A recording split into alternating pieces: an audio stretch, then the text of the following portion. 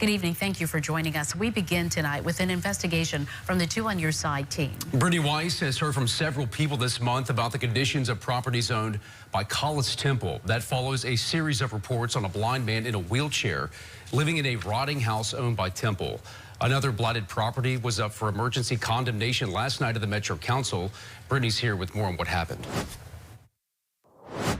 It was never heard. A council member prevented it from happening.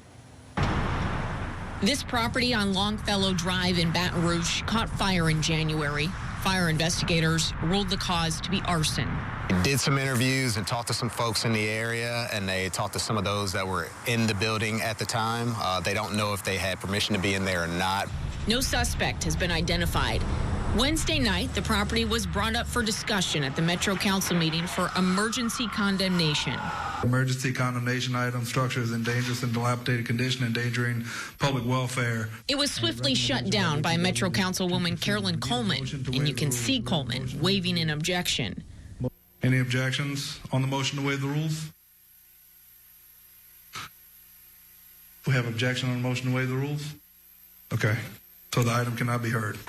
The property is large, several units. It had no electricity in January, according to a woman who says she had been living there at the time of the fire.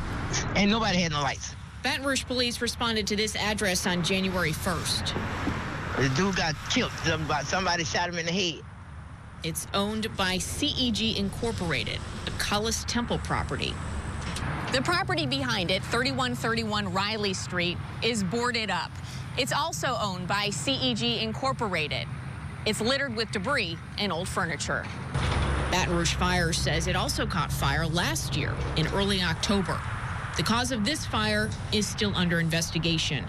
According to the city, the property was left unsecured for weeks. A judge gave the property owner 30 days to change that, but it was the city that boarded it up in January. The city plans to bring up the Longfellow property again next month for regular condemnation. I spoke with Carolyn Coleman and Collis Temple on the phone. Both tell me they were in meetings and would call back. I have not heard from them since. Two on Your Side in Baton Rouge, Brittany Weiss, WBRZ News 2.